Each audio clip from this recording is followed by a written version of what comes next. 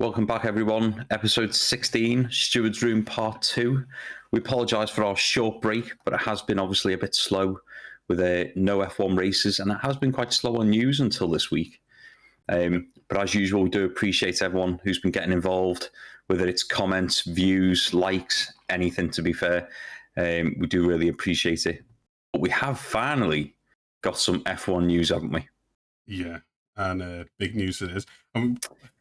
The stupid thing, we put the statement out last week and not much has happened. Yeah. So we're going to leave it till next week, and then not long after I'd posted that to all of the socials. Well, yeah, I mean, they would wait, wouldn't they? You know what I mean? We get kind of ground shaking news almost, this GP is leaving Red Bull. I know I'm going to McLaren of all places. Yeah. I mean, if you're looking for a downgrade, well done. You know what I mean? That's, but no, to be fair, it's not a bad move for GP. No. I'll give him that. Certainly not a bad move. And, depending on which rooms you look at, if you like, okay, he's going there for, head of racing, if you like. But we are hearing rumours that he's looking at the top job of a team principal at some point. Which, how true that is, that hasn't been announced, but that's the rumour anyway. But head of racing at McLaren, that's a hell of a move. That. Yeah, chief racing officer reporting, according to McLaren's statement themselves, reporting directly to team principal Andre Stella. Now, obviously, we'll dig into what this means, but if you look at everything that's been going on with GP's personal life recently, with his wife being ill and kind of having to balance the demands of being on the road all the time and being able to support long term, kind of being able to set yourself up so that you're probably going to have a bit more time at home. Yeah, this is a fantastic move for him, I think, but also it's a massive step up in responsibility, I think. What was it? Was he doing was he chief strategist? Is he chief strategist at Red Bull right now?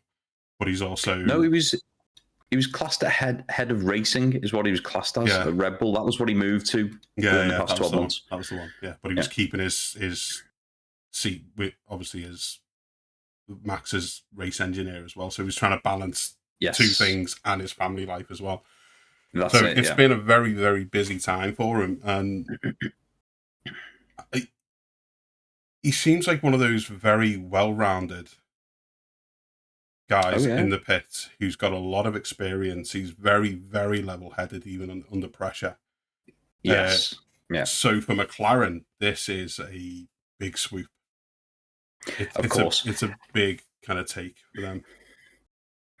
Of course. And I mean, you see the way he's handled Max. As much as I like Max, I certainly wouldn't like to be his race engineer at a lot of those races. The amount of flack that GP has taken over the years. And don't get me wrong, they do have a great relationship. It's not like he's been bullied for years. Do you know what I mean? They do have a great relationship, and it's very back and forth. But he's done an amazing job with Max in the past few years. And I think McLaren have made a fantastic move managing to sign him. But as me and you said when we heard this news, this will not have come as a surprise to Max. To me, and I know you sort of thought the same, we wondered if this has been, as Max sort of said to him, look, I'm thinking of getting out. And GP's gone, oh, well, I've got an offer on the table. And he's gone, well, because Max has always said, I will only race at Red Bull whilst he's my engineer. So does that signal Max is leaving himself? Maybe not F1 entirely, but it might be. Yeah. Or, I wonder if Max had possibly jumped ship to McLaren. We know Zach Brown has said he's keeping an eye on Max's situation. Will he be reunited? Who knows? It's all, that bit of it's all ifs, buts and coconuts, of course. But, it does signal that something might be happening with Max's career himself. Yeah. I can't see GP haven't made this decision without having sat down, spoken with No. Max, spoken with other people within the team. Max has been very vocal in the past, as you say, about like, well, it's if GP goes, I'm gone, kind of thing, you know. Yeah. And we know that GP kind of agreed to stay on as Max's race engineer when he got the promotion. Yes. As a way of kind of possibly keeping Max quite happy in the seat whilst they were going through a little bit of turmoil. So my big thought, and I said this straight to you, we have discussed this. My first thought was straight away, oh, Max has gone. Yeah.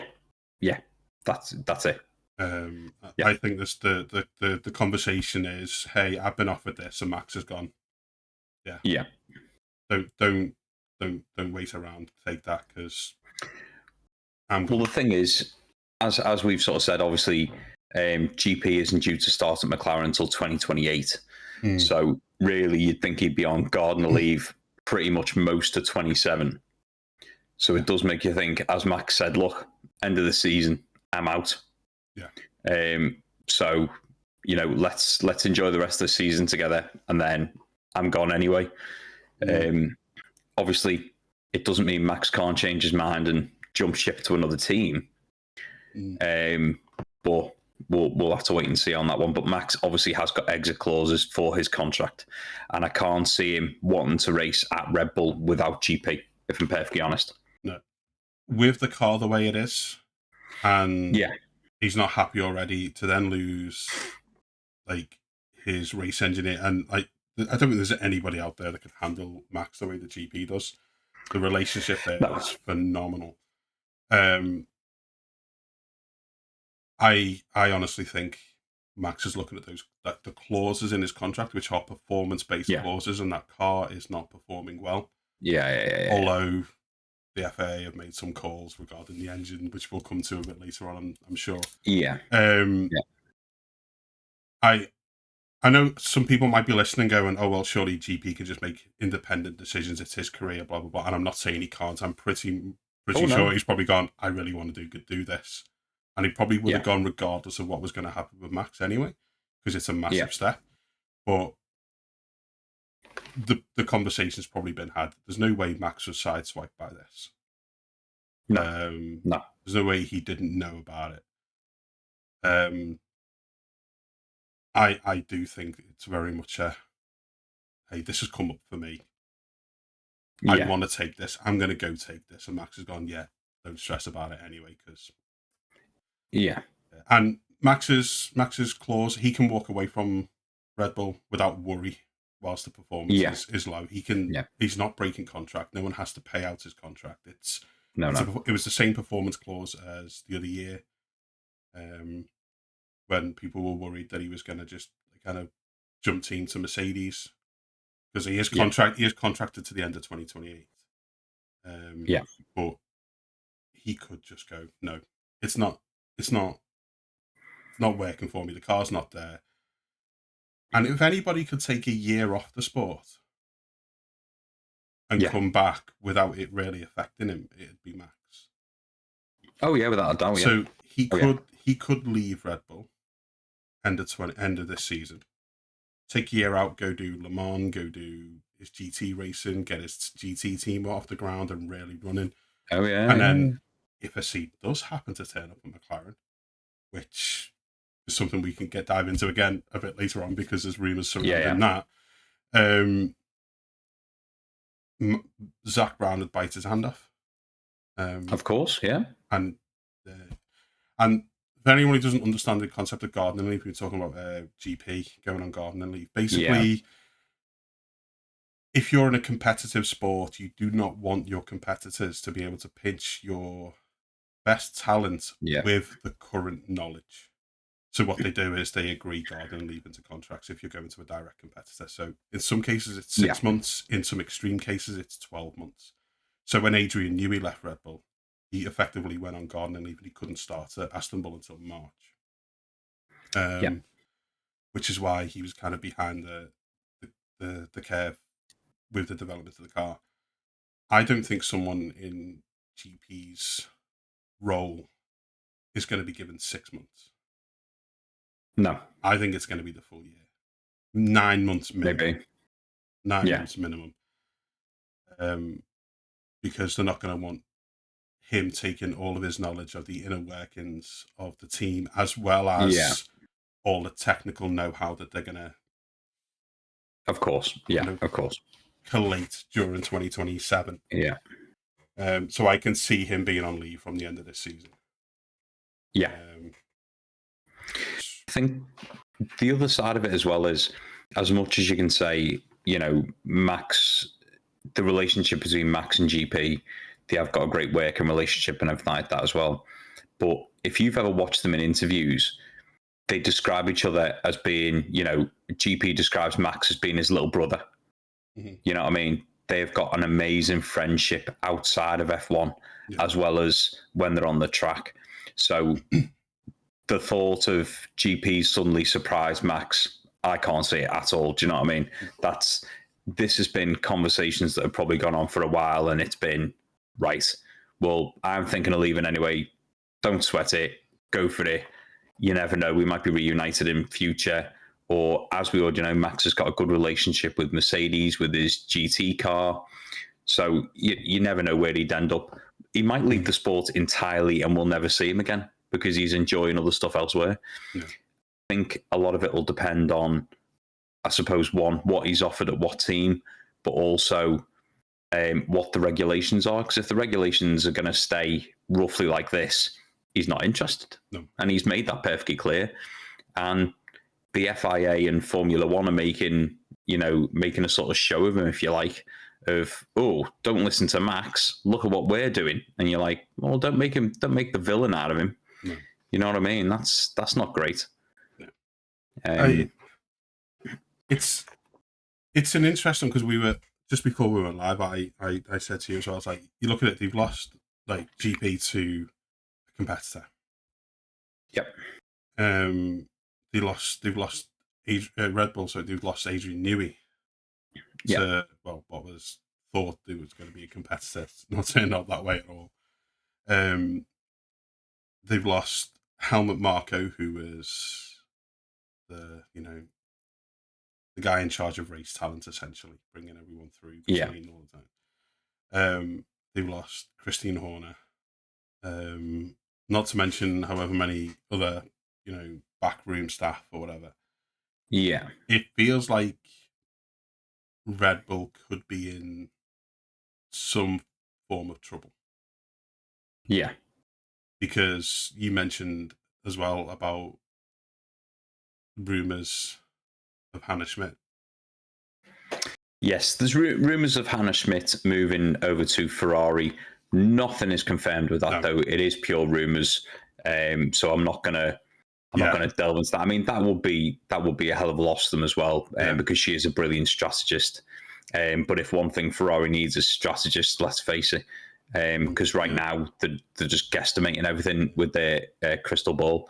Yeah. The thing is, as much as it does feel like Red Bull is falling apart with the people they've had leave, but on the other hand, if it seemed this way when Mercedes did it in 2022 with the zero side pod and the performance fell off a cliff, you'd had all sorts of staff leaving, and it was like, oh dear, Mercedes are sort of falling apart, and they're on the, they're clearly on the way back now. It was just that regulation that didn't suit them.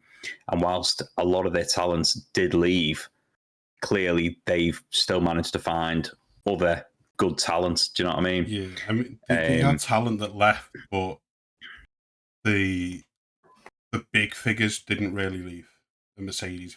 So there was that level of continuity. Yes, staff did leave. There is, but I think the Christian Horner thing was inevitable. After everything that happened, he had to leave. And to be honest with you, I think his shenanigans, will put them, did more harm than good.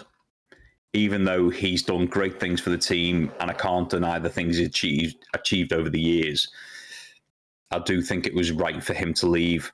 Helmut Marko, yes, he was great at finding talent, but he was also ruthless to the point of never giving people a proper chance. I don't think it's necessarily a bad thing that he's left either. Oh no. It's just unfortunately because Red Bull is realistically, I know they've been around a while now. They are still a very newly formed team, if you like. It's not like they were another team beforehand and they've slowly moved into what is Red Bull. They were basically a brand new outfit. Do you know what I mean? They bought a team out of administration and changed the entire thing from the inside out and did a great job with it. But I think it was moving in a bad, poisonous direction. So I think those people leaving were probably for the best. People like GP leaving, yes, massive downside. He is clearly great at what he does, and he's done a brilliant job with Max at the same time. I think that will be devastating for the team to have him leave. People like Hannah Schmidt, if she was to leave, yeah, that'd be a big downside as well. It just feels like they're going through some sort of evolution right now. Yeah. Whether that's a good thing or a bad, but it does feel like a lot of the other teams are looking and going, well, okay, well, Adrian, like Aston Martin to Adrian Newey, we'll take him, thank you. And yeah. I mean, we don't know how good the Aston Martin chassis actually is, but we know that the Red Bull chassis isn't that great at the moment. Yeah. So did that have a bit of an effect on the development of the Red Bull? No doubt it did, but to what extent we don't know. You take out a figure like GP as well. I think Lauren Mekies has got a big job on his hand over the next couple of years to keep the team kind of focused in the right direction, to bring some fantastic talent in to replace what they've lost. Yeah. And I don't think it's going to be easy to do that. I think it's easier now than it was a couple of seasons ago, given the team hierarchy and how much that's changed. But it does feel like he's got a job on his hands to... Oh, of course, yeah. His most important job right now, I think, is retaining talent. Yes. I suppose the other side of that is, and I don't want to diminish at all, GP's reputation or anything or anyone else's, because they are fantastic figures. But you don't know, I don't know, nobody knows what talent is behind the scenes. Oh no. Because you'll have had people at Red Bull learning off GP for years. And the thing is, a lot of GP and Max, that's a relationship that has taken years to build. You can't just, if you were to send GP to McLaren next week and put him with Lando, the two of them might not gel at all. Do you know what I mean? And as far as people like Adrian Newey, don't get me wrong, yes, he's designed some amazing cars over the years. But in the same sense, you go, well, those Mercedes didn't need Adrian Newey. Now they did the McLaren last year. Do you know what I mean? He is a great designer, but it's not whichever team gets Adrian Newey gets the best chassis. Do you know what I mean? It's that thing of he's done some amazing work, but it doesn't mean he's always going to get it right. Do you know what I mean? No. So losing staff like that, yes, it is a downside. But on the other hand, I sort of think, there will be new aerodynamicists coming along who might have some fresh ideas that we've never seen before. People like the ones that designed that McLaren last year, that thing was a rocket ship. You know what I mean?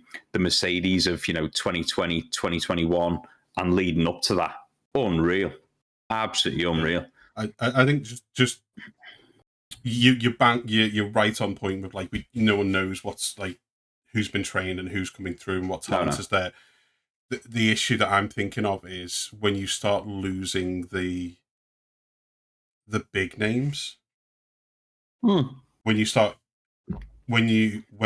a team starts kind of, oh, hang on, they've lost all these very, very well established people in very quick succession. Oh yeah. And then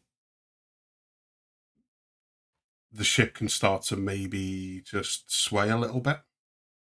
And there's some people who are on board that ship who could be like, well, hang on, which direction are we going in here? Yeah. If we've lost this person, that person, this person, and then those people who are well established, who've got good reputations, like Hannah Schmidt, one of the best strategists on the grid, I think. Other teams can be looking, going, maybe now's the time to swoop. Oh, of course, The ship's yeah. swaying. So that, in terms of like saying that that's what Lauren Mackey's like biggest job right now. He's just got to stop Of it from course, swaying a little bit and yeah. hold on. Oh, of I'm course, sure there's and so much talent there, but of course, and let's face it. If we were part of those other teams, you would want to be a vulture all day long and pick that. You'd pick that carcass absolutely dry. You would, of course, you would. You'd be stupid not to. Yeah. Do you know what I mean? That's the way it goes. It's it's it's the same in any sport, isn't it? You know what I mean? If you watch a rival football team fall from grace, and then you can suddenly offer their best players a slightly better deal somewhere else, well, of course you're going to do it. Yeah. You know, that's fair enough. Of course you are. And that is what will happen until Red Bull get a hold of themselves and go, we need to sort this out. Yeah. Because right now, I mean, what you mentioned before about the engines, obviously they've called in this clause, haven't they? I can't remember the name of the clause. What's the clause for the performance clause? What's it called? Oh, it's the... it was in my head just before. Oh, it's the percentage clause, isn't it? Where you've got to be within... Yeah, you've got to be in a certain percentage. Yeah, go on. There is a name for it, and I can't remember it. Ray's going to look that up. But effectively, if you're outside of this window, you can apply to the FIA to basically allow you to upgrade your power unit, which I know a lot of the teams are being graced with. I know Ferrari is, oddly enough, which Ferrari looked pretty quick. What's it called? A duos for the additional development and upgrade opportunities. I was thinking about it before because I was like, that could be so much more snappy. There you go. May as well call it the boost clause. Yeah. But yeah, so Ferrari have applied. Ferrari have been granted it, even though when you look at them racing, you think, hang on a mo, Ferrari's already pretty quick. And I think Audi's been allowed to. I think Aston Martin still haven't made an engine, if that's right. Upgrading from the pedals next week. Yeah, but oddly enough, Red Bull have not been granted it because they've said their engine is actually on par with the Mercedes engine, which is incredible when you think about it. They're saying their power unit is really strong. The thing that's letting Red Bull down at the moment is the chassis and the weight of the car.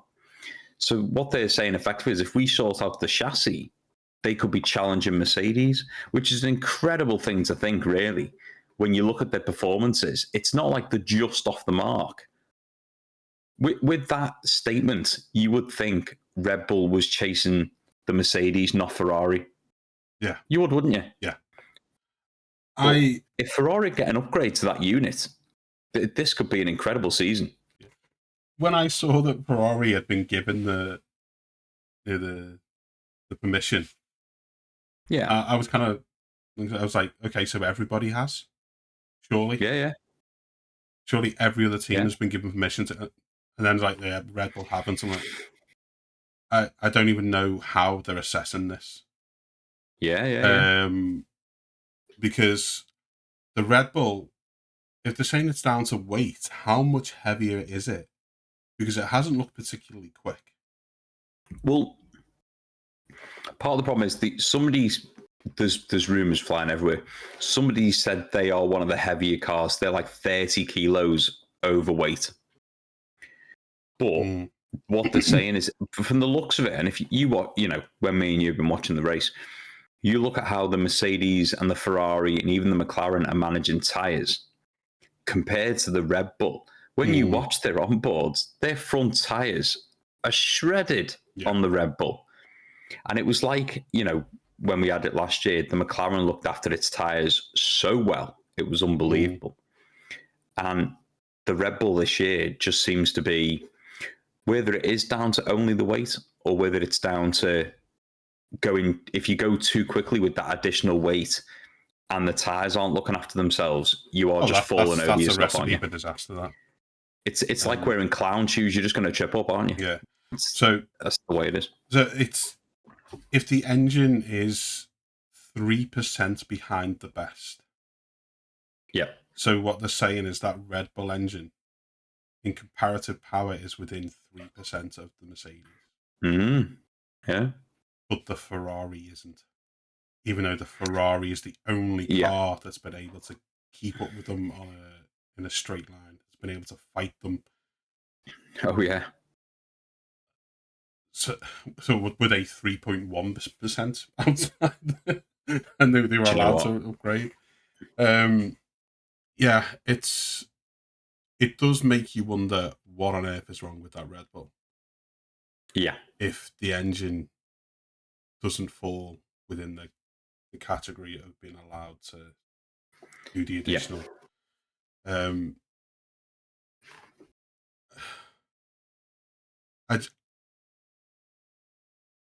What was the weight you said that he would do it looking to drop in Miami? 5 kilos. 5 kilos. Yeah. And they came in what they reckon about 20 kilos overweight at the start of the season. Yeah, I've heard reports of 30. I've seen some saying 20. It's hard to gauge because Red Bull aren't telling you what they're overweight by. No.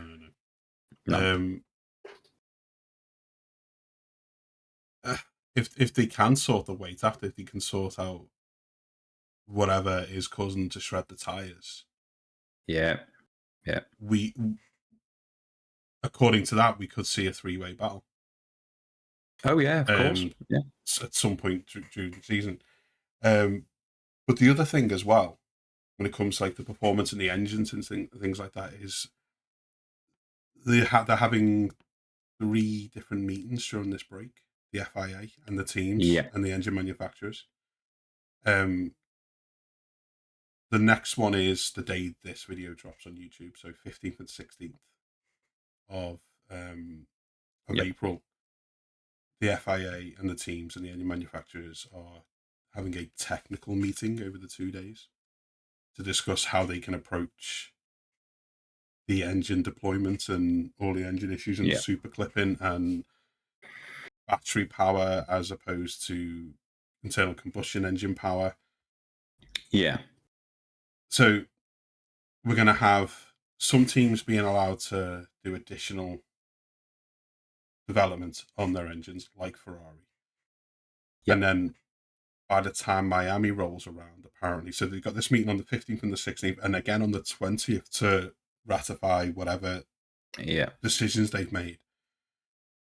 So you're going to have this additional development plus whatever changes they make in time for Miami. We could see a completely different race. Completely. For Miami, if Ferrari managed to do anything over the next few weeks with that engine. Miami's got some very long, flat-out sections. Where that Mercedes, you'd expect that Mercedes to be strong. I mean, from what Ferrari have said, they've got an upgrade package coming to Miami. Not just the engine, but bodywork and all stuff. Ferrari have said that they're looking at changing 50% of the car. 50. Now, knowing Ferrari, that could be a disaster. Yeah, it's the wrong 50. But with the way they've come out the gate this year, I actually think Ferrari have got a good handle on what that car is and what it needs. Because right now, with Red Bull, we're seeing the same statements that we were getting from Mercedes in 2022, and they're saying the wind tunnel and the simulator is not tessellating into what's happening on the track.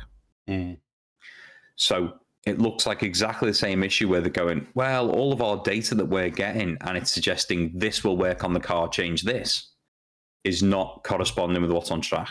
And that's exactly what we had with Mercedes a few years ago. And so once you're stuck in that rut, until you solve that problem, every piece of data you gather is wrong. Everything you plan for is completely wrong. So where did you go? We think we've got it nailed for this weekend.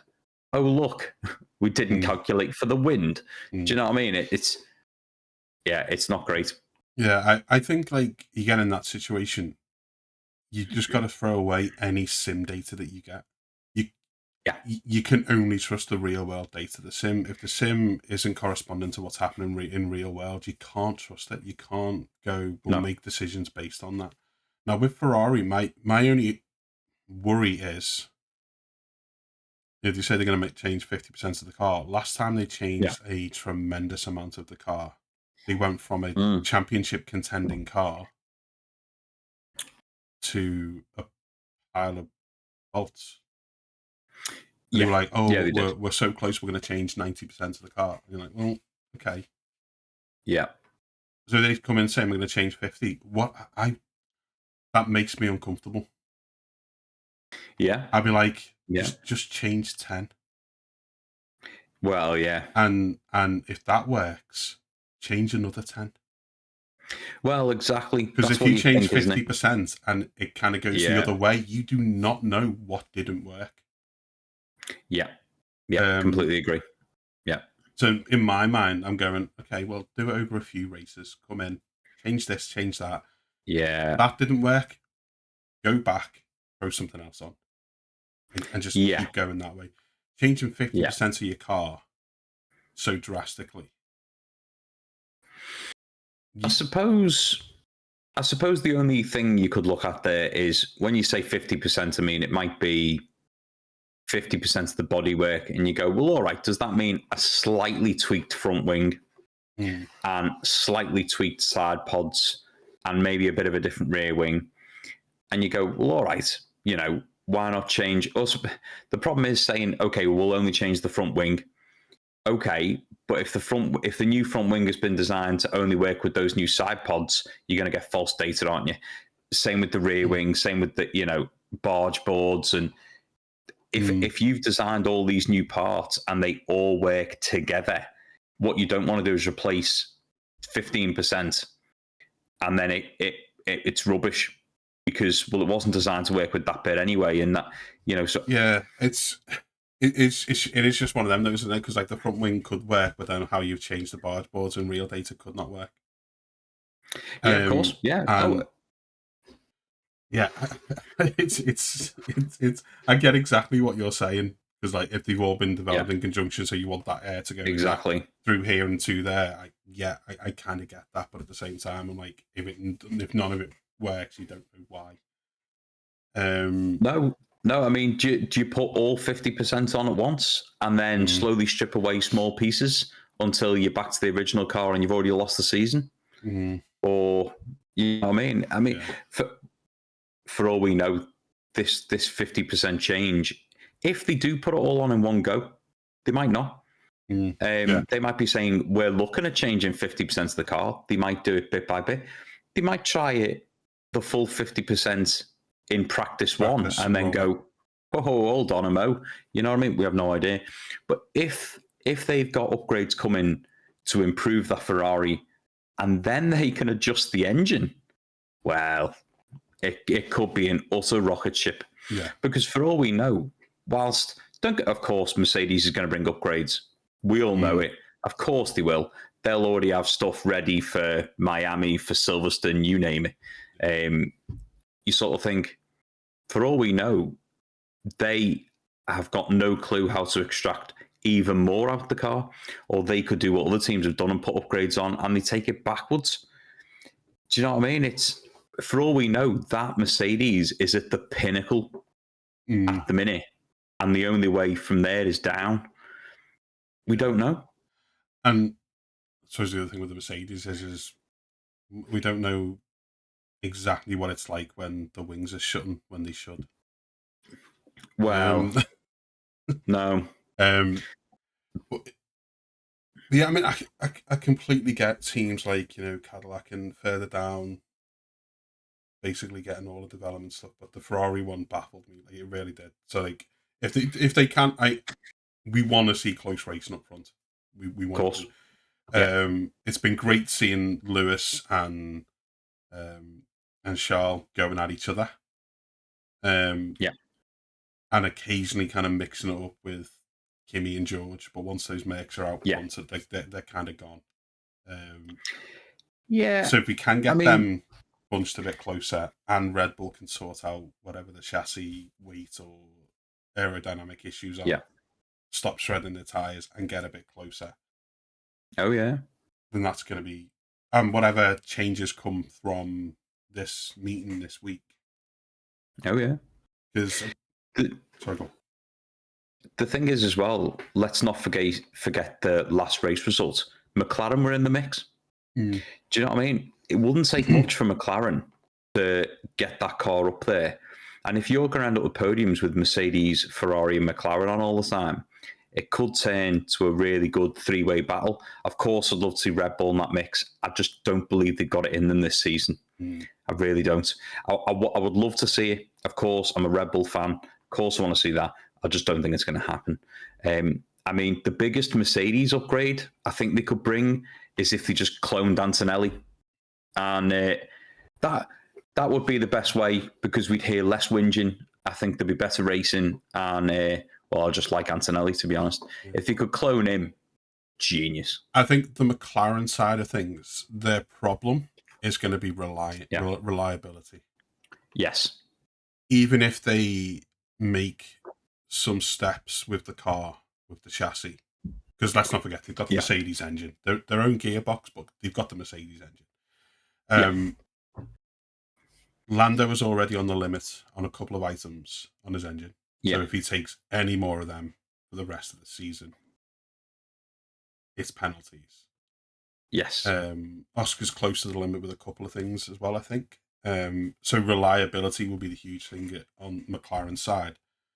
Yeah. And so that could kind of throw a spanner in the works with them being competitive. Yes, of course, yeah. But yeah, it's all lining up where we could get 3, possibly 4 teams in the mix there, all with very good, very quick drivers. Yeah. Which would be fantastic to see.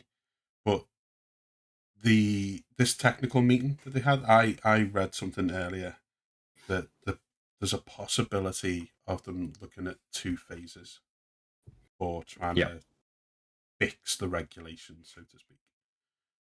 With phase 1 being small tweaks, which will be regarding the super clipping, the harvesting rate, the deployment rates, all things like that. So increasing the harvesting rate and decreasing the deployment rate, which would stop the cars from super clipping, would result in them going slightly slower, top end.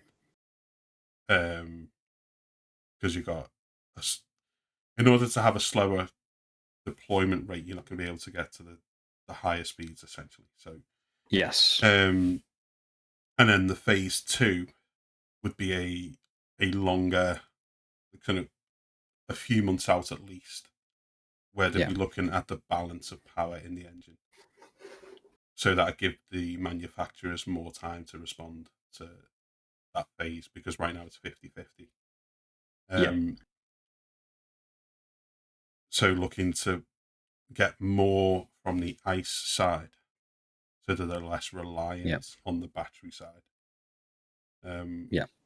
Which we've said numerous times over the past month or so, that the only thing you should be relying on a battery for is just an extra bit, just a little something, like ERS was, for example, to give you that extra bit of power to get an overtake done or something like that. It shouldn't be, this is where we're getting 50% of our power from. No, definitely not. My hope would be, right, phase 2 will come in like mid-season, and then phase 3 would be next year. Well, new engines. Yes, just new engines. Just go back to, right, we got a battery to give us a little bit of extra. I don't think we'll get that though. I'm not 100%. No, I mean there has been rumours everywhere that there's been talk of from next year moving to a 2.4 litre turbo V8, which, I mean, that'd just be the best thing I've ever heard in my life. But, you know, who on earth came up with that figure or anything? It's not anywhere. Who on earth started that rumour? I don't know. I just wish it was true. And that would have been the same. You'd still have a battery, but it'd be for like an ERS mode, in which, you know, keep all the active aero and all that. Keep DRS away. Don't bring that back. But yeah, If you could have something like that, it'd be amazing. But it's just a rumor. I would and I can't see them changing it that quickly. No, I would be amazed considering last year's engines were 1.6 V6s. Yeah. I couldn't see them going, yeah, let's throw a bigger engine in, especially in the smaller cars. I think if anything, it'd be let's go back to 1.6. Yeah. Fully sustainable fuel. We'll keep boost. We'll keep, the active aero. We'll keep all of that. Let's just go back to the 1.6 V6s and go from there. I couldn't see them trying to cram a 2.4 V8. No, I couldn't either. But having said that, I mean, everyone always says, pinnacle sort of Formula One was V8s, V10s. Oh, it was. And, getting back to an era like that would be absolutely outstanding. Still have your battery, but as long as it's still on fully sustainable fuel, I don't see why they should care that it's a 2.4, 2.2, whatever. I don't see why they should care, to be perfectly honest. If it's fully sustainable fuel, what's the issue? Yeah. And it's like we've said in the past, there's so many ways that Formula One could be greener. It's unbelievable. And the main one is stop globe hopping. And we could have 3-litre V12s if you really wanted. Who cares? Do you know what I mean? Stop all this nonsense. Bring it back to proper racing. That's what it's all about. And we shouldn't need to have regulation changes to go, oh, I think we're a bit too green. Do you know what I mean? Yeah. This is stupid, because that's what it comes down to. But the thing that worries me, though, like with them talking about all these, like, we're going to tweak the regulations. Yes. Is part of the FAA statements on Thursday. Right. It was generally agreed that although the events today provided exciting racing, there was a commitment to making tweaks to some aspects of the regulations in the area of energy management. Right. So they are convinced, they are gaslighting us. Yeah. Into it's been exciting so far. Wow. So when like people are talking, there's a, like, you see on the socials, like, like you say about we're going to get a 2.4 litre engine and so that. Yeah. The FIA are still very much in the gaslighting phase. Yeah. I cannot see them behind the scenes going, should we go to a V8? Should we? Like, they're so convinced that this is the way forward. Like, I'm not even convinced to go back to a 1.6, like V6. I want them to, at the very least. But I think they're just so convinced that this is the way forward. Yeah. All they're going to do is change that balance in power. The thing is, from statements like that from the FIA to turn around and say, the racing has been exciting and everything so far, it's just insulting. And all it makes me think is clearly nobody at the FIA watches the races. Because, when you go to the doctors and you always get that one fat doctor who tells you to lose weight, and you're just like, have you looked at yourself? Are you having a laugh? Are you all telling me to lose weight? I weigh half of you. It looks like you've eaten me. That's the way the FIA are doing it now. They're telling everyone that it's exciting racing when we're all sat there watching it. Like, I did just watch that, Just it's so frustrating. The only exciting racing that I have seen has been between the two Ferraris. Yes. Yeah. But it's been at the expense of the top end speed on the streets. Because when they've been fighting each other, like when George was sitting behind him in China, George was like, I'm just going to bide my time because you're just using all your battery. And I'm just going to glide past you. So fight away. Really exciting to watch Charles and Lewis going at each other and showing each other loads of respect, doing it. Fantastic racing. But it was at the cost of, well, the Merc's just going to glide past them once they've absolutely blooded their battery. And you're like, well, come on, that's not overall, that's not exciting racing. because you know why the Ferraris have lost out to the Mercs. Yeah. The only other exciting bit of racing, and I'll give them this, to be fair, is as it's leading up to the race, they show you highlights from the year before, and that's that's just fantastic. The problem with that is they show you the highlights from the year before, and they'll give you like an intro, like, this is Suzuka, and they'll show you all these highlights from across the years of all this racing. But then you've got to sit down and watch this rubbish, and it ruins it for you. Yeah, it'd be better off showing you, I don't know, you get those kids in like little wooden carts and they have to pedal themselves. If you watch that for 5 minutes on an advert and then went to this, yeah, maybe exciting, maybe, yeah. It's just nope. Yeah, it's just when I read that part of the statement, wow. And then it's like there was constructive dialogue on difficult topics, especially considering the competitive nature of the stakeholders. Right? And then we talked about this, like, no, we don't care about the stakeholders. Like, that's like, but and then the rest of the article that I was reading, it was basically, here's what the drivers have got to say, and the drivers are like, it's awful. We've told them it needs to change. It's not racing, and it's like, oh, who are we listening to here?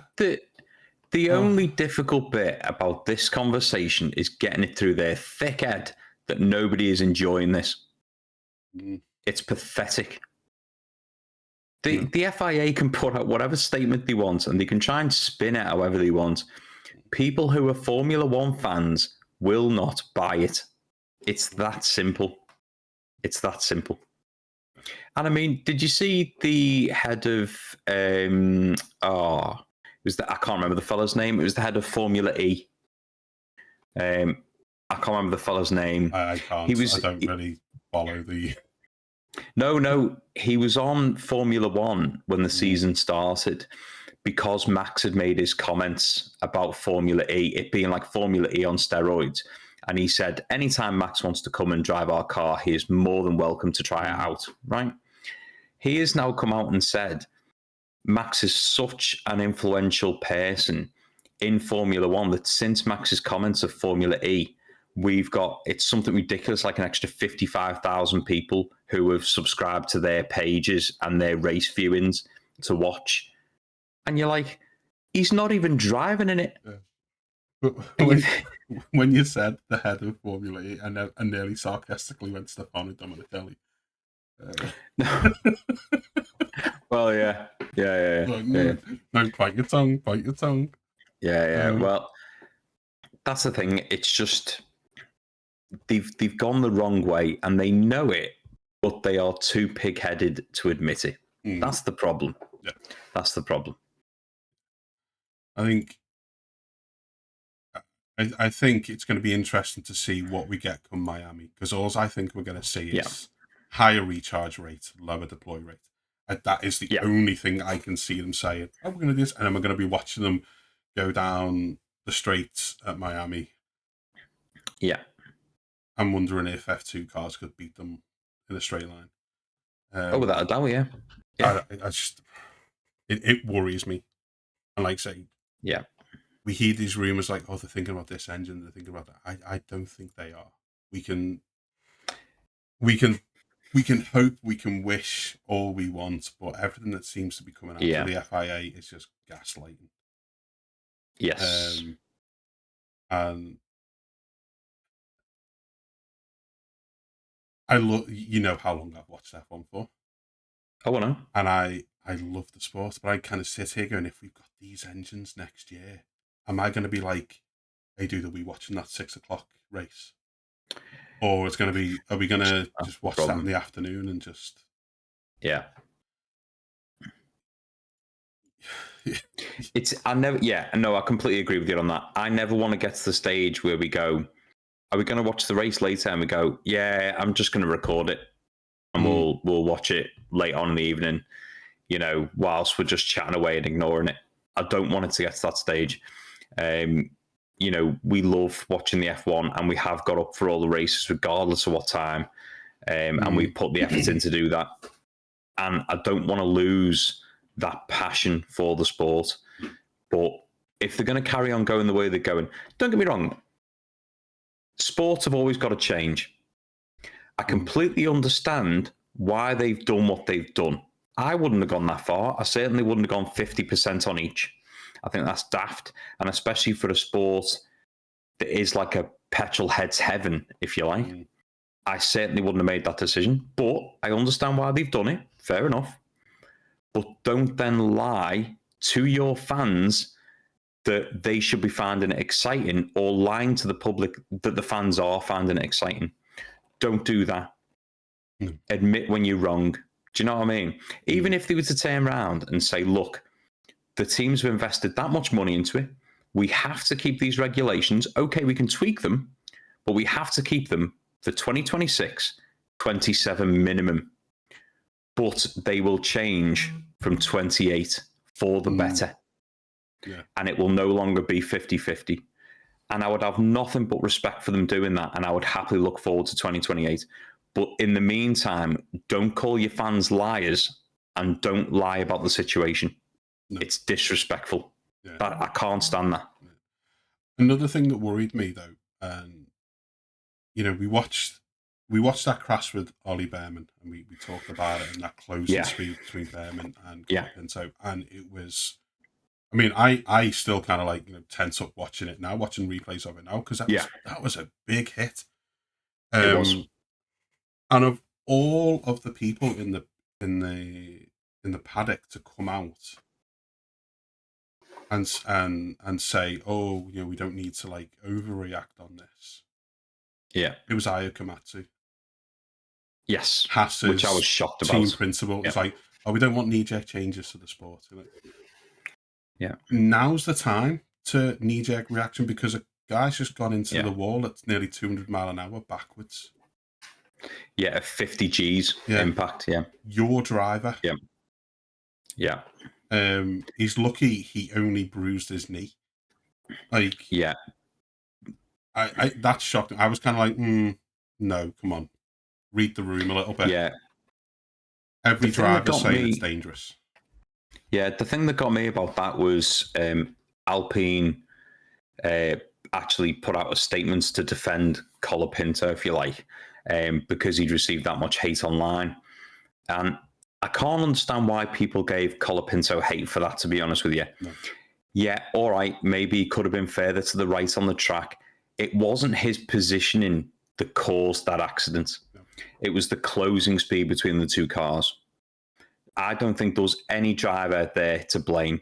It was the closing speed. Mm. You would not, unless you look at it in years gone by, you would not have had that closing speed unless that car had an engine issue or something, and that's why it was going that much slower. Do you know what I mean? Or there was a surprise set of double wade yellers, and the car came up behind and didn't know. That was purely caused by these regulations. That is it. Top and bottom of it. And that could have been a lot worse. A 50G impact, regardless of whether you're going forwards, backwards, sideways, whatever, it could be the end of someone, regardless of how good these cars are.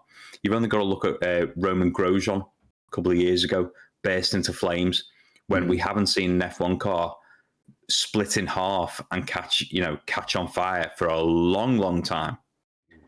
But things happen where it can just be that freak accident where it's a perfect storm and things happen. This was down to the regulations. Yeah, and as much as you might be trying to defend the FIA, you should be trying to defend the drivers. Yeah. I mean, you said like we're looking at it from all dimensions. We don't want to make knee-jerk changes and then realise down the line they're the wrong ones. Like, any change that involves the safety of your drivers is never the wrong one. Yeah. If it makes the car slower for a couple of races, so be it. If it's in the interest of the drivers, like safety, you can then tweak that. But I know I kind of sound like I'm contradicting myself here, because I'm saying we don't want to see slower cars. But in this scenario, when the batteries are working the way they are, if that is the way to ensure the driver's safety, knee-jerk reaction or not, that needs to happen. Whilst you then tweak, then you need to tweak everything else. The cars are slow for a couple of races, and it's to protect the drivers.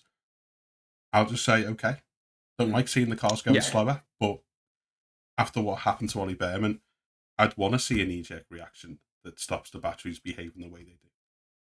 Yes. And it hit me wrong that it was him that said it and not another team principal, like his own drivers. And I was like, nah, read the room a little bit, Io. I like Io. Yeah. I was unsure when he replaced Gunther. I was unsure. The problem is with Gunther, though, he's such a lovable character. Yeah. And I'm gutted he's not in the sport anymore. But I can't fault him. But no, Gunther's just one of those people that you don't want to see leave the sport. He was a character, but Io's done a fantastic job at that. I mean, just look what they're doing. Like the Haas at the moment, he's done a fantastic job. I just like, come on, you're talking about driver safety here. Your driver safety. Yeah. You see, part of that, I like Io, I do. He's a nice fella, and he's clearly doing good things with the team. But the fact that he was head of engineering, wasn't he, at the team? It does make me think how much. And I don't want to sound like conspiracy theorist here, but how much was he holding back from Gunther? Sort of going, I could do a better job than Gunther here. And then as soon as Gunther's left, he's gone, oh, by the way, we've got all this. Yeah, you know what I mean? We've got all this development and a better car now. But yeah, that's just my little conspiracy there. But he's doing a good job. I can't fault him. Yeah. He's steering the team in the right direction. Yeah, as I say, it felt a bit off coming from him of all people to say. Yeah, it does. It does.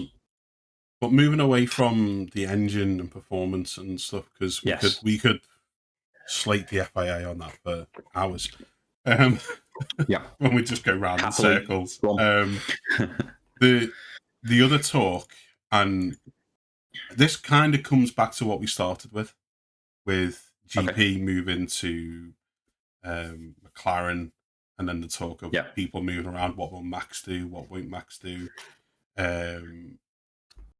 If Zach Brown is keeping an eye on the Max situation, who does he replace? Oscar Piastri, Mark Webber, McLaren, that whole situation doesn't sound like it's... I mean, it wasn't very good at the end of last season, I don't think. No, it wasn't. No, of course it wasn't. But where there's... You sent me something earlier, that where it is that Webber's shopping for Piastri. Yeah, Webber's shopping, so he wants Piastri to be treated as a number one driver wherever he is. And it's hard, that, isn't it? Because what he's saying, it's laughable in a way, because what he's saying is he doesn't want Piastri to be treated like a number two driver. So he wants to move him to a team where somebody else will be treated as a number two driver, but not his bloke. And I think, I don't really get that, if I'm honest. Don't get me wrong. I think last year, Lando was given more opportunity than Piastri. Piastri sort of fell off towards the end of the season. Fair enough, he made his own mistakes and things like that. But I didn't particularly think it was fair with a lot of the things where it was, we've mentioned it before, where Lando had a slow pit stop, even though it was his own decision. Piastri then has to give the place back, and it's, no, I'm sorry. That's just whingy baby talk. Not funny. Piastri should never have to give that place back. Little things like that, I thought, it's more because you're favouring Lando. Lando's always been McLaren's pet project. But in the same sense, I can't see Mercedes favouring a driver. They're just going to let them race. Even though I think Toto's got a soft spot for Antonelli, I don't think he would prioritise him over Russell. He'll just let them race. Ferrari clearly don't have a number one driver. Probably because they haven't had a number one car in so long. There's no point. But they haven't. They're not favouring one. They're just letting them race. I don't think Red Bull are favouring Max. It's just he's been fastest for years now. I think, yes, if it came down to it, of course, they would push Max a little bit because he is their number one. But I don't think they're prioritising him because they haven't had to. Do you know? If that makes sense. Yeah. But I can't see any other team having a number one, number two driver. I think the only way you're going to get Piastri into a team where he is treated like a number one driver is if he is clearly the fastest driver in that team. If that makes sense. Yeah. I think the only team where he'd have a chance of being treated like number one, and this is no disrespect to Isaac Hadjar, would be Red Bull. Yes. Whilst Hadjar's finding his feet. Hadjar's phenomenal. He's quick. He's going to be a very, very good, well-rounded driver. Mercedes, as you say, they never really favoured. Mercedes have been great over the years, and people say, they always favoured Lewis, but they always had a rule, and Valtteri confirmed this himself, and Nico Rosberg confirmed it as well. They would let them race toe-to-toe. Yeah. And if it come to a point where one of them was well ahead, then they would say, right, this is the guy who we now focus on. And number two, and the other guy drops into a number two and supports that guy. And Valtteri said it himself in the past, he was given every opportunity to race, but when it come to the turning point of the season, he wasn't close enough. So he had to default to number two. And Mercedes have always done that very, very well. When they had Nico and Lewis, they let them just go toe-to-toe because they were both in the fight.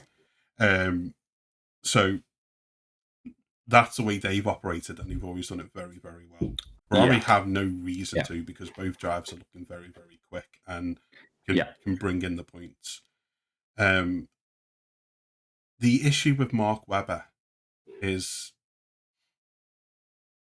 and this could become a problem for Piastri down the line, is Mark Webber has number two syndrome because he was treated as number two by Red Bull when Vettel was there.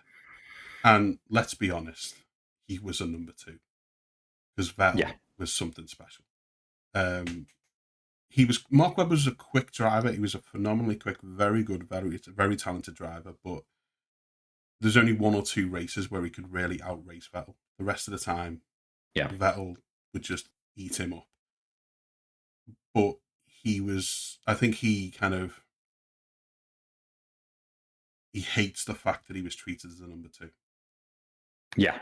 So he's looking at his driver going, I never want my driver to feel that. The unfortunate thing he's got at the moment is, technically, you've got a world champion in the other seat. Yeah. So who does the team favour? Did the team favour the guy they've brought up through the academy, who's now a world champion? If it came down to it, you're kind of going to go that way. Unless Oscar's absolutely outperforming him. And I do think Oscar can outperform Lando. I really do. But if they're both like neck and neck, where do you lean? Yeah. The problem with that is, at the beginning of last season, neither of them were world champions. And it still seemed like Lando was getting the priority, if you like. Totally. And I do think that had everything to do with McLaren, that Lando was their driver. They brought up through their racing program, and he was the guy that they basically bet on, and they brought Piastri in. So if you add that weight to now he's a world champion as well. Yeah, unless Piastri's running circles around him. The thing was there, though. Don't get me wrong. Last year, yes, all right, you had Lando, who you brought up through your driver's academy and all that. So does it make McLaren look really good that they've brought a driver up through the academy to the stage where he's becoming a world champion? Yes, of course it does. And that makes perfect sense. The way they did it via papaya rules made them look awful. So the fact that they brought him up and saw something special in him from when he was a lot younger and brought him up to the stage where he's a world champion was completely overshadowed by the papaya rules rubbish. Yeah. Do you know what I mean? So, and the thing is, this season, I don't think it's going to be that close. I said it at the beginning of the season. I said it at the end of last season. Lando is a one-trick pony. He is the driver. And don't get me wrong, I like Lando and he's a good driver, but he was handed that championship by his team. That's the way it is. It wasn't just the fact that he had the fastest car. He did have the fastest car, but he performed well in that car. But I do think with the way that he was given priority at the beginning of last season, that got in Piastri's head. And then as soon as it got in his head, that was it. He started making stupid mistakes. Look at Azerbaijan. and that sent his head west. I'm sure of that. I think absolutely. We discussed this on one of the first podcasts. I think that it was the pit stop incident. Yeah, that was the whole change in because from that point on, Piastri's performances went into the ground. Yeah. But this is us looking at it from the outside in. But if you're inside that unit, you're looking at it going, "We've brought this guy up. This is our guy that we've brought. He's now a world champion, and we got another guy who's comparatively closer to him. Who do we put our money on?" I think internally you probably go, we on the outside we're looking and going, well, hang on, why? But if you're looking at, I want my guy to be treated like the number one driver, it's not going to happen at McLaren. It's not going to happen at Mercedes unless he drastically outperforms the other driver. Yeah. Which, in fairness to George and Kimi, I don't think Oscar would drastically outperform either of them. Yeah. As much as we'd like to kind of thingy on George, he's a quick driver. He's a good driver. The only team, like to say, possibly would be Red Bull. And yeah, possibly. Or you're going right down the order. Yeah. So, for Oscar's sake, I think he's got to have a sit down with Mark Webber at some point and go, listen, stop bringing your hang-ups to my career. Just get me in a fast car.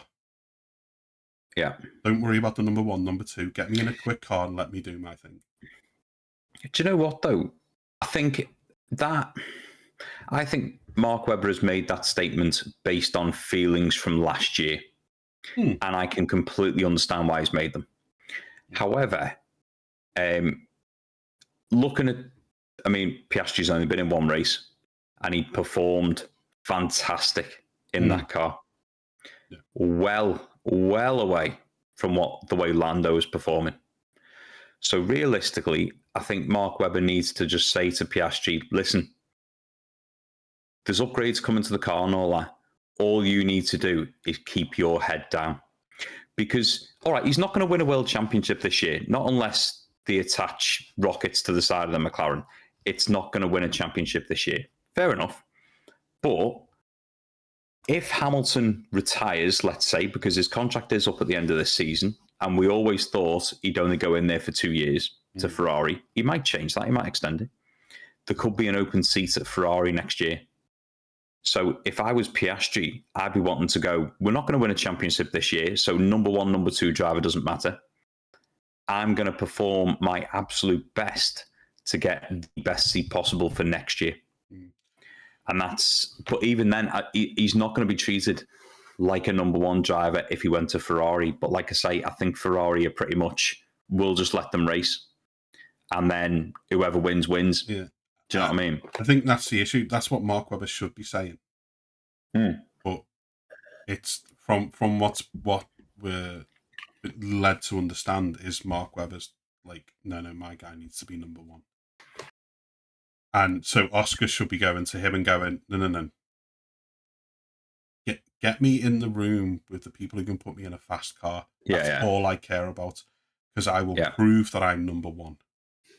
Yeah. When it matters. Oh, completely. Yeah. Because if Mark Webber's taken his number two hang-ups into negotiations for his driver, it's not going to be good for Oscar. I think you put him in a car with anyone on the grid, he'll put up a fight. Of course, and they will not run away with it. He will either, when you look at those top teams, there's no one that's going to drastically outperform him. No. No. But then again, there's no one. I don't think that he will drastically outperform. He just needs to put in the races, the performances, and he needs to bet on himself and just kind of rein Webber in a little bit. Webber should be saying to him, concentrate, like you say, concentrate on driving. Upgrades are coming. That's it. But I don't think that's what Mark Webber's doing. It's you're number two here. You're being treated number two here. We need to get you Yeah. And if I'm Oscar, I'd be like, listen, rein it in. Just get me a fast car. That's it. Because if Max does look at McLaren for 2028 and Zach sees that, who do I think right now McLaren would move on? I think it'd be Oscar. Yeah. I don't think that'd be the right choice. No. But I think it'd be Oscar. Yes. So you're right. Oscar just needs to kind of just put the performances in and let that speak for themselves. Because we did it at the start of the pod, one of the first couple of podcasts. We looked at the merry-go-round that's about to happen at the end of this season. Oh yeah. There's going to be so many seats available. You know, that he could fight his way into contention at Mercedes, at Ferrari, at Red Bull, if a seat becomes available at Red Bull. It's just, I worry that Mark Webber could do more damage than good in trying to get him into one of those seats. Yeah, that's my concern for Oscar.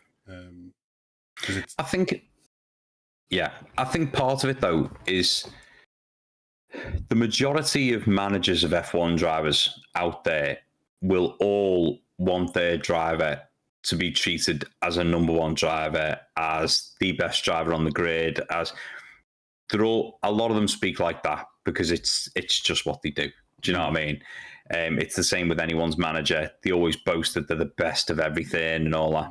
And I think that the teams will turn a little bit of a blind eye to that because they'll know Mark's history. They know where that's coming from. I mean, even to be fair, I've never been a Mercedes fan. I've never particularly been a Hamilton fan over the years. And I always used to think, well, Mercedes just, it's Hamilton's show, isn't it? They've chose number one driver. But actually, when you take a step back and look at it, yes, Hamilton was finishing first majority of the time against Bottas, but he was also 20 seconds down the road. It's not like they were, bumper to bumper on the last lap and it was just like, let Hamilton through. There was the odd occasion like that, but by that point, the championship was already his. You look at the 2021 season, Max and Hamilton were out front by 40 seconds. And you had Perez and Bottas in equal machinery 40 seconds behind. But, you know what I mean? It's all very well and good, and it's easy to say, looking back at things, they had a number one driver. It wasn't quite like that. It wasn't quite as simple as that. And every manager of every driver wants their driver to be number one. I think all the teams will ignore Mark Webber. He can waffle as much as he wants. Yeah. They will look at what Piastri's doing. You look at Piastri, and me and you have said this. He is stone cold in his personality. It's exactly the same way Hadjar is as well. Nothing ruffles that man's feathers. He just sits there and goes, I'm here to race. And that's it. Piastri is not sitting there moaning, saying he wants to be a number one driver, nothing like that, or treated as number one. Piastri's just going out there to race. The thing with him was last season when something did get under his skin, we saw. Oh, you can spot it. Yeah, we saw that decline, and if he gets back to that, like just being ice cold and just not letting anything phase him, he just needs to just tune all the outside noise, including Mark Webber if he's in his ear going, "You should be number one." Yeah, just tune it out, and and just outperform the other guy. Yeah, that's exactly it. It's so many drivers, past and present, have said it. Only thing you can do in that car is outperform the guy in the other side of the garage. Yeah. And if you happen to outperform him and your car is better than everybody else, you're world champion. Oh yeah.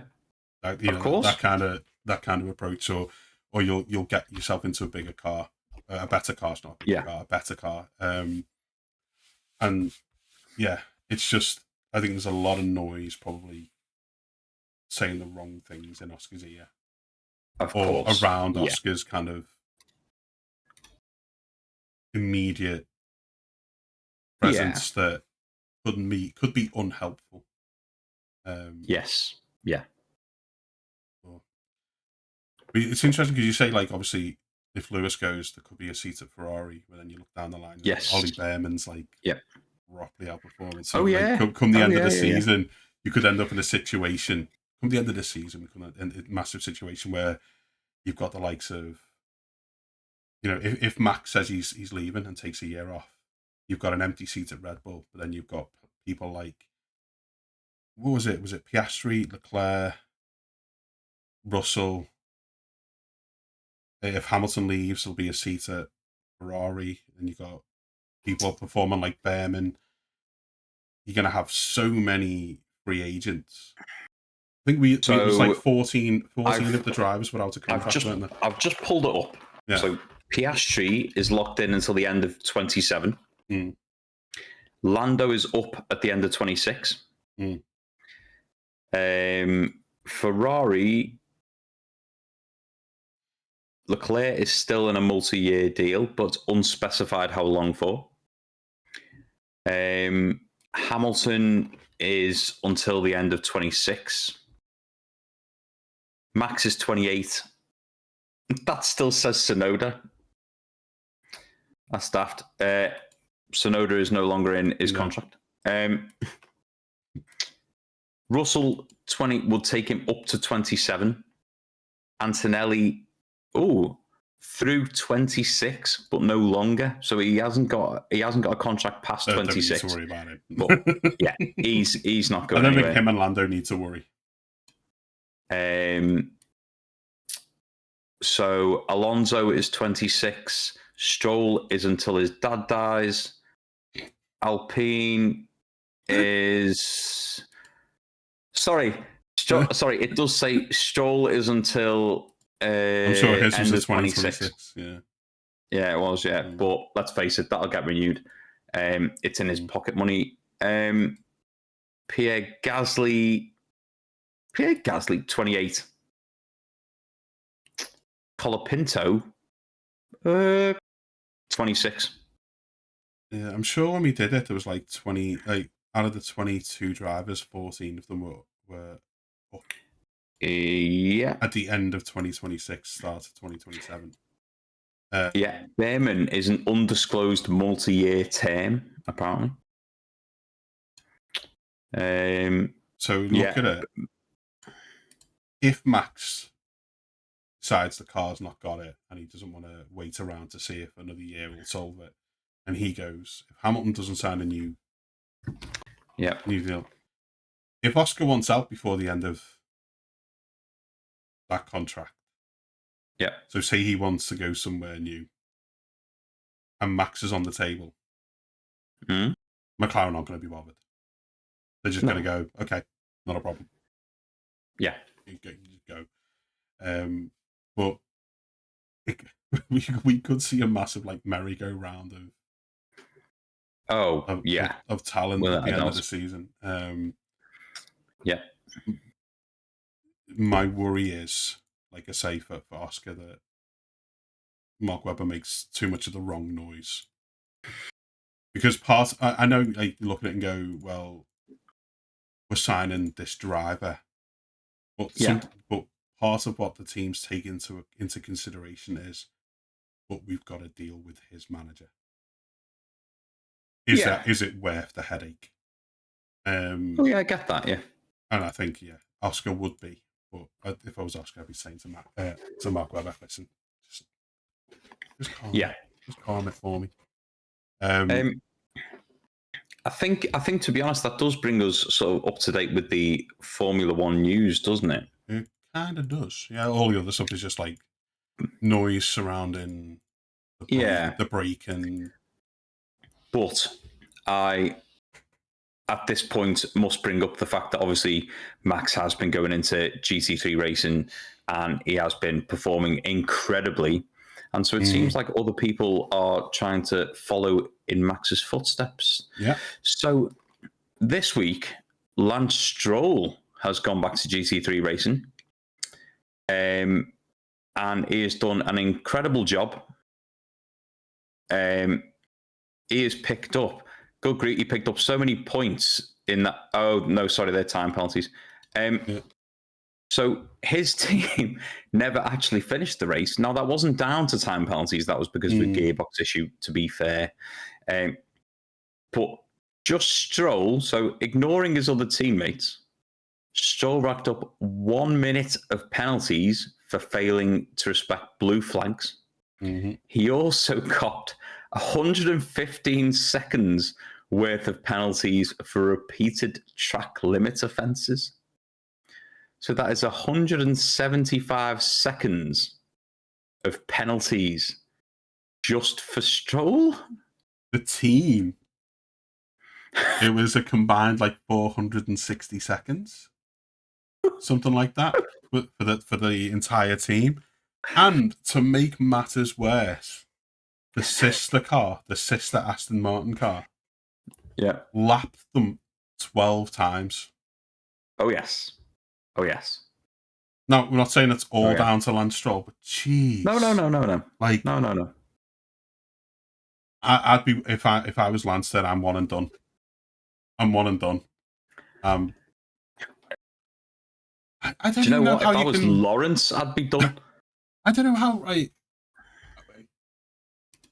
we're kind of going to the Lance Stroll bashing section of the podcast again, but I just so easy. I know, but I don't know how you gathered that much time in penalties without being disqualified. I do not understand how it gets to that length where they're like, yeah, race on. You've ignored blue flags. You've ignored track limits. You've got nearly, that's 8 minutes of penalties. Yeah. As a team. I just, do you know what? When I heard he was going into GT3, I thought, do you know what? Maybe that's what he's meant to do. I honestly thought that. No joke. All jokes aside on that. Because I honestly think he must be able to drive. Because otherwise you can't get to F1. Regardless of whether your dad owns a team or whether you've got money, you have to perform to be able to get to F1. You can't just get there because of money. It doesn't work like that. And I thought maybe GT3 is where he's meant to be. So I know it sounds bad, I was sort of hoping he would find a race where he found his calling and thought, do you know what? I'm going to take a step back from F1. GT3 is where it's at for me. That's what I was hoping for. More than anything, as much as I give him grief, it'd be nice to see him succeed at something. And regardless of whether that Aston Martin was the fastest car on the grid, I just don't believe he's got the skill to get it. Because you've got a fast car doesn't mean you can drive it well. Yeah, it's that simple, isn't it? Do you know what I mean? And so it was one of those things where I was really hopeful for him, but when I saw it, I was doing it. I was kind of like you. 2 reasons. One, I want people in F1 to be people who deserve to be there and who are good enough to be there. Yeah. But 2, we bash him a little bit, but it'd be great if he enjoys racing. Exactly. To find somewhere where he can race and be stuck and get stuck in and not be seen as the joke. Yeah. So to speak, it's if you can find a part of the sport where he can get stuck in, where he can be competitive, where no one's looking at him going, he's only there because of his dad, because he's genuinely putting in results. Yeah, exactly. Then it'd be good for him, and actually overall it'd be good for F1 because then it opens a seat. Of course. For someone who does deserve to be there. I've got no doubt that he's a quick driver. Over a lap he can drive. Oh, no. He's not a good F1 race driver, in my opinion. Yes. And that's why I don't like him being there. It's not that he can't drive it. It's not that he's not quick over a lap. Yeah. It's that he can't race wheel to wheel in the sport. He's got no F1 racecraft. Anytime he's close to someone, you're just expecting the safety car. It's very rare I look at an overtake by Stroll and go, oh, he's done well there. Yeah. It's Yeah, so I was very much like you. I wanted him to kind of just find somewhere where he can race and be comfortable racing and not be seen as, like I say, the joke because Dad's there. Yeah, of course. Yeah, that's it. But it didn't pan out. And all right, to be fair, it was his first outing. I'm going to try and give him the benefit of the doubt. It was his first outing, and he should still look for something else. I mean, I just think when I first saw him in F1, I never thought he was that bad, and I'm not sure whether it's because he wasn't on Daddy's team, if you like. He had more incentive to perform, and I could be completely wrong. I just have this feeling that it's almost like, so what if I haven't performed? I've still got a seat next year. Yeah. You know what I mean? It's that there's no reason to excel because you don't have to, because you're still in the sport. Yeah. And you're still earning good money. And every single F1 driver on that grid is pushing because they want to be world champion. Even if they're in a low down team, they are trying to show that they are a future world champion. So that maybe, just maybe, when their contract comes up, you get picked up by a top team. You know what I mean? Like the way Russell moved from Williams to Mercedes. I know it's sort of a sister team and all that, but Mercedes could have passed him up. No problem. They could have just stuck with Bottas if they wanted to. Yeah. It's not like Bottas was performing badly. Do you know what I mean? It's not like that at all. So I just feel with Stroll, I can't see, even if Lawrence was to say, I'm not renewing your contract past the end of 26.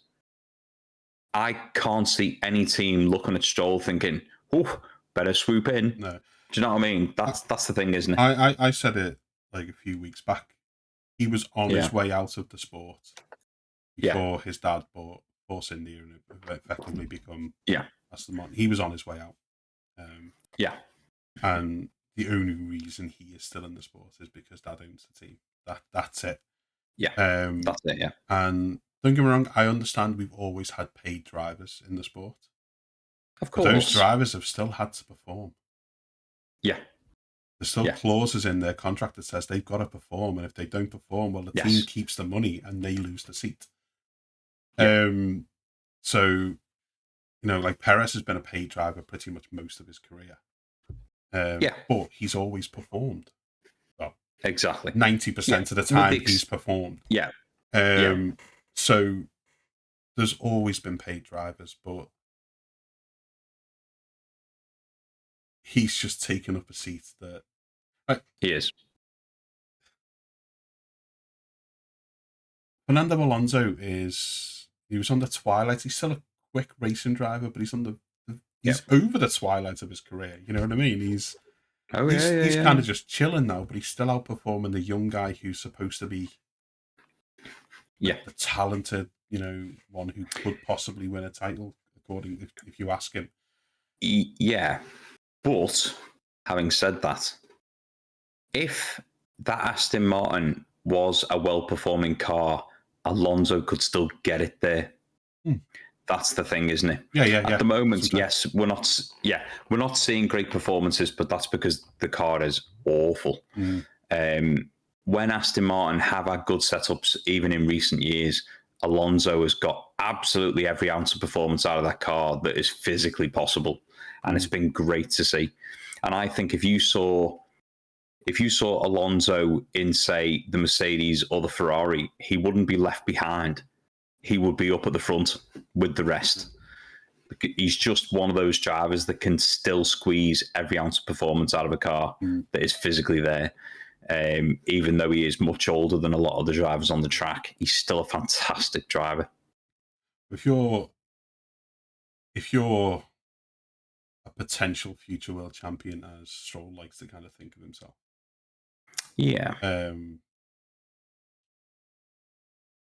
you should be right on his heels.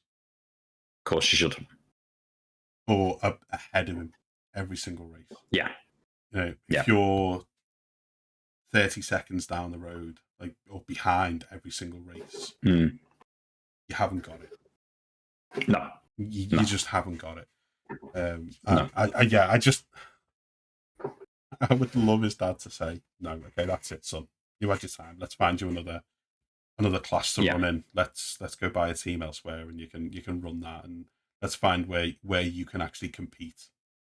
So you're happy, and we get some quality in the seat. But unfortunately, it didn't work. I honestly thought, well, maybe we'll see a side of Amir that we've not seen since F3. I was really hoping for that. Yeah. But unfortunately, 8 minutes worth of time penalties. It still just baffles me that the team was allowed to run until the car broke. I know, yeah. But I think that does bring us to a close on our news for this week, doesn't it? It does. News and rumours all kind of bundled up.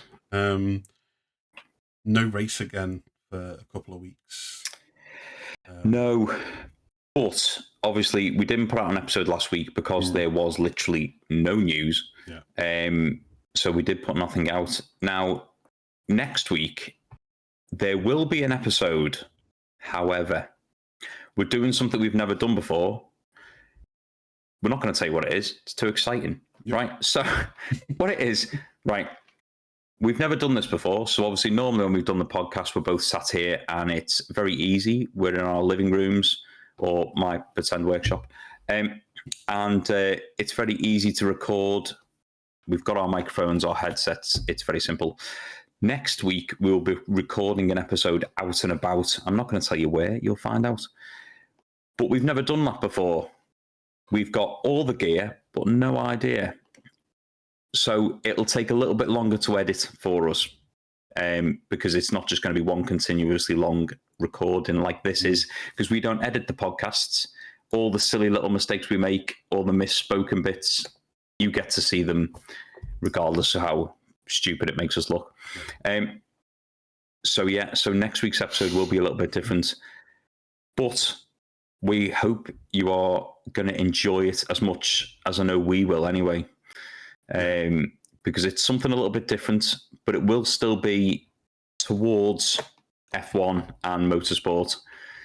But you shall see when it comes out. And obviously there will be bits of news that will come out from this technical meeting on this week and whatever they decide on the 20th. And we will do our utmost to catch up with all of that in the episode 2 weeks from now. So that'll be another round up before we get into the race. The next race. Yeah, I mean, if there's anything coming from these technical meetings that we think is really important, we might just record a little small short news segment and get that out there rather than you waiting a couple of weeks, but we'll see how it all goes and pans out. Well, I think that brings us to a close, bud. I think it does indeed. It's been good to get back to talking about it, even if it was a load of rumour stuff and some little bits of news. But until the next one, thank you for listening to us. Thank you for watching on YouTube. As always, thank you so much for all the support, as Mark said at the beginning. And until next time, thanks for listening. Yep. And take care.